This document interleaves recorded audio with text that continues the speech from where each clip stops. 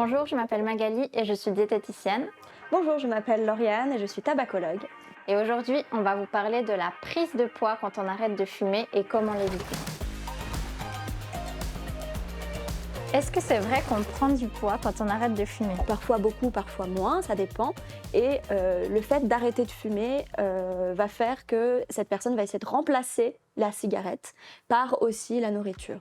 Et donc peut-être que cette personne va plus grignoter ou manger tout simplement plus. La deuxième chose aussi, c'est que la personne, quand elle arrête de fumer, elle va avoir beaucoup de symptômes de manque. Là, c'est plutôt le côté émotionnel finalement qu'on va vouloir compenser avec de la nourriture.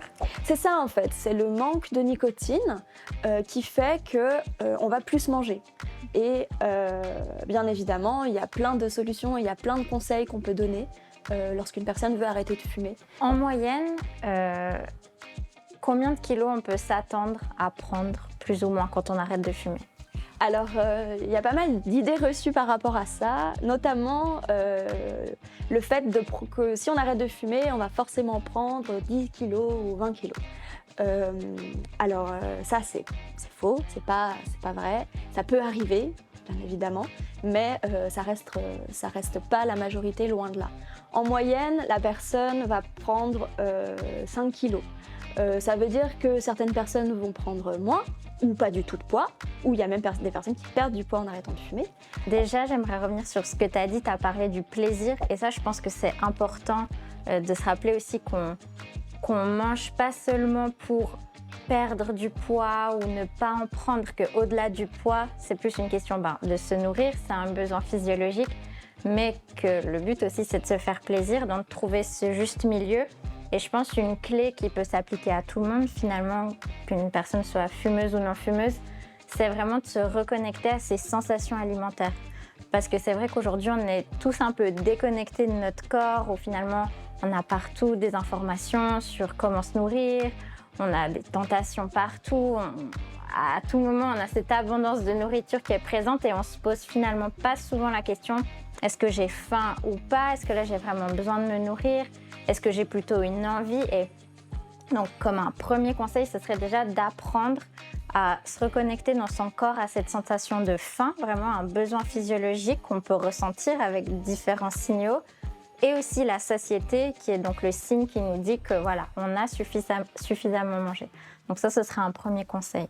On déconseille de, par exemple, complètement remplacer le sucre et de l'éliminer ou de se restreindre, parce qu'on sait que toute forme de restriction va entraîner de la frustration et après un risque de compulsion. Donc il faut éviter d'arrêter complètement de manger du sucre, quoi. Il faut quand même en manger, mais à petite dose, j'imagine. Surtout qu'on en a besoin aussi. Et le sucre, par exemple, si on prend un édulcorant, donc c'est sucre artificiel, peut-être ça va nous satisfaire un petit moment, mais ensuite notre cerveau, il va nous demander peut-être du véritable sucre. Donc, ce serait peut-être déjà de commencer progressivement par réduire le sucre, mais vraiment d'y aller, mais par micro-étapes qui finalement, c'est ces petites étapes-là qui permettront d'avoir des habitudes sur le long terme. Donc, si par exemple, j'ai l'habitude de boire 1 litre de boisson sucrée par jour, par exemple, eh ben, ce serait déjà de tester de baisser à 1 demi-litre et ensuite vraiment d'y aller, finalement comme pour tout, d'y aller vraiment petit à petit en diminuant sa consommation de sucre et justement en utilisant ses sens aussi, en regardant un petit peu, vraiment est-ce que de prendre le temps de me dire est-ce que le goût de cet aliment-là me plaît vraiment ou est-ce que c'est plus une habitude ou quelque chose qui est plus émotionnel, une frustration que j'ai, une compulsion, ou est-ce que vraiment j'apprécie le goût de cet aliment et de devenir curieux en fait de ces sensations.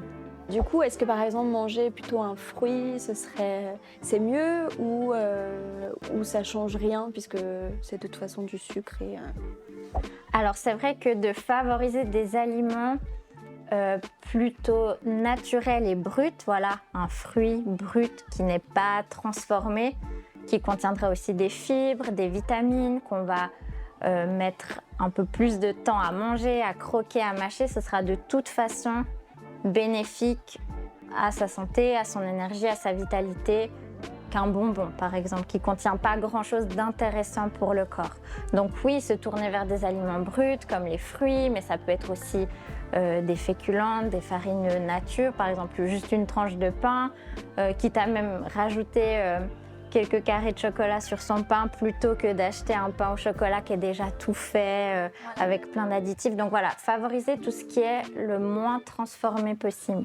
Et du coup, de manière générale, pour l'alimentation, est-ce que tu aurais d'autres conseils pour les personnes qui souhaitent arrêter de fumer? De manger varié, c'est finalement un très bon conseil. De regarder un petit peu pourquoi on mange finalement, au-delà des sensations de faim et de satiété, mais aussi de se dire, voilà, est-ce que par exemple quand je ressens une émotion, je vais me tourner plus facilement vers la nourriture? Est-ce que l'alimentation apaise peut-être une anxiété ou une frustration? Et d'observer un petit peu comment on réagit dans le corps par rapport aux émotions. C'est vrai que les émotions et notamment aussi les symptômes de manque, ça peut aussi être une raison pour laquelle les personnes mangent plus.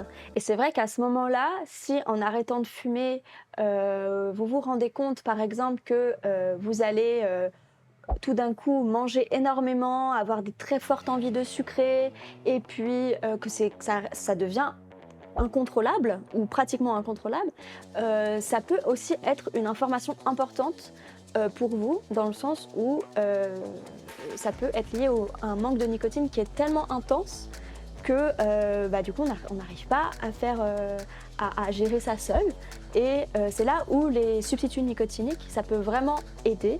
Et ça, c'est vraiment prouvé que le fait d'utiliser des substituts nicotiniques, ça aide à calmer justement aussi ces envies de sucre, ces envies de manger qui sont incontrôlables.